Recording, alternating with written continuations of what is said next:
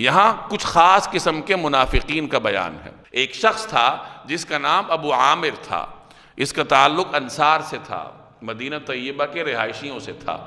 نبی کریم صلی اللہ علیہ وسلم کی ہجرت سے پہلے اس نے پہلے یہودیت کو اختیار کیا، بعد میں عیسائیت کو اختیار کیا، دنیا سے دور رہتا تھا، موٹا لباس پہنتا تھا۔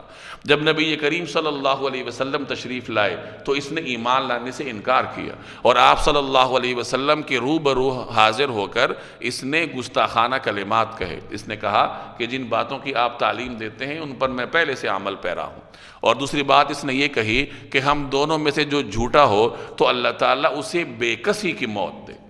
اس قسم کی گستاخانہ باتیں اس نے جناب رسول اللہ صلی اللہ علیہ وسلم کے روبرو کہی۔ اس کے بعد وہ مدینہ چھوڑ کر چلا گیا، اور مسلمانوں کے خلاف ہر جنگ میں مسلمانوں کے دشمنوں کی مدد کرتا رہا۔ غزوہ حنین تک وہ مختلف دشمنوں کے ساتھ مسلمانوں کے خلاف جنگوں کی تیاری کرتا رہا۔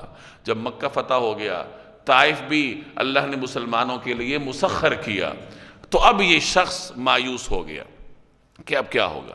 تو جب اللہ نے مکہ کو بھی فتح کیا اور طائف بھی مسخر ہوا تو اب یہ مایوس ہو گیا کہ اب کیا ہوگا۔ چنانچہ اس کے بعد یہ شام چلا گیا، جو عیسائیوں کا مرکز تھا، جہاں عیسائیوں کی سلطنت تھی، اور وہاں بیٹھ کر یہ مدینہ کے منافقین سے رابطے میں رہنے لگا۔ چونکہ یہ پہلے انصار کے قبائل کا سردار رہ چکا تھا تو اس کے جاننے والے لوگ تھے، تو منافقین کے ساتھ یہ رابطے میں تھا، اور اس نے یہ سازش کی۔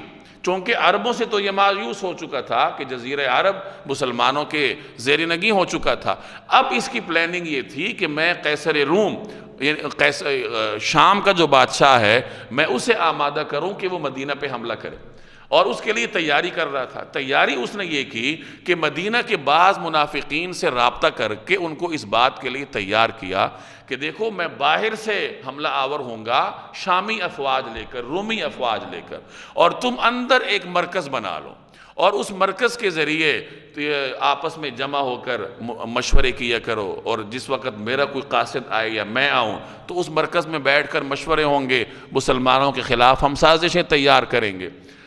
تو اس کے ان ناپاک عزائم کو مکمل کرنے کے لیے کچھ منافقین نے مسجد قباء کے قریب ایک عمارت بنائی جس کو مسجد کا نام دیا۔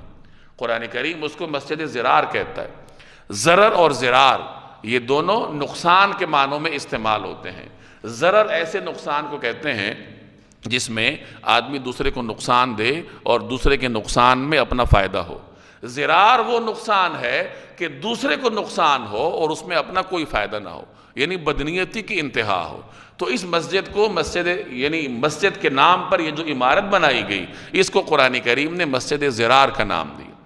اب ان منافقین نے یہ عمارت بنائی، اور اس کو مسلمانوں کی نگاہوں میں مستند بنانے کے لیے انہوں نے یہ ارادہ کیا کہ نبی کریم صلی اللہ علیہ وسلم سے درخواست کی جائے کہ آپ تشریف لائیں اور یہاں نماز پڑھ لیں۔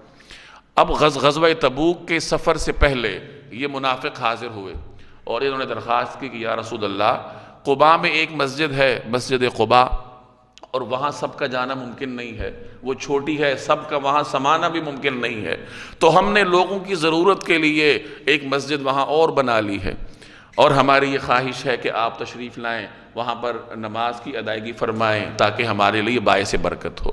رسول اللہ صلی اللہ علیہ وسلم امت کے لیے سراپر رحمت تھے، تو آپ نے ان سے فرمایا کہ ابھی تو ہمیں سفر درپیش ہے، تو سفر سے واپسی پر پھر دیکھیں گے۔ اور آپ صلی اللہ علیہ وسلم تبوک کے لیے تشریف لے گئے۔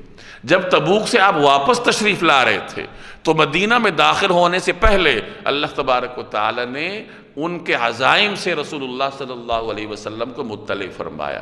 چنانچہ آپ صلی اللہ علیہ وسلم نے پھر کچھ صحابہ کرام کو بھیجا جنہوں نے جا کر مسجد کے نام پر بنی ہوئی اس عمارت کو گرا دیا، زمین کے ساتھ برابر کیا اور اس کو جلا دیا۔ اس کے بعد بعض روایات میں آتا ہے کہ آپ صلی اللہ علیہ وسلم نے ایک صحابی کو اجازت دی کہ آپ وہاں گھر بنا لیجیے، تو انہوں نے عرض کیا کہ یا رسول اللہ، جس زمین کا ذکر اللہ نے قرآن میں مذمت کے ساتھ کیا ہے اس کی نحوست کتنی زیادہ ہوگی، میں کیسے وہاں گھر بنا لوں؟ اور پھر انہوں نے عرض کیا کہ فلاں شخص حاجت مند ہے تو اس کو آپ اجازت دے دیجئے، کیونکہ حاجت مند کے لیے پھر عذر ہوتا ہے۔ تو حضور علیہ السلام نے ان کو اجازت دے دی۔ بعض حضرات نے یہاں تک لکھا ہے کہ جنہوں نے وہاں گھر بنا لیا تھا بعد میں، تو ان کی کوئی اولاد زندہ نہیں بچی، اور کہا جاتا ہے کہ اس ایریا میں یعنی وہ جو خاص خطہ زمین تھا جہاں انہوں نے مسجد کے نام پر عمارت بنائی تھی، وہاں نہ کسی جاندار کی پرورش ہوتی تھی نہ کسی انسان کی پرورش ہوتی تھی، اور آج تک وہ مسجد قباء کے قرب و جوار میں ویران شکل میں وہ خطہ زمین موجود ہے۔ تو نبی کریم صلی اللہ علیہ وسلم کے حکم سے صحابہ کرام نے اس عمارت کو گرا دیا تھا، اس کا ذکر ہے یہاں۔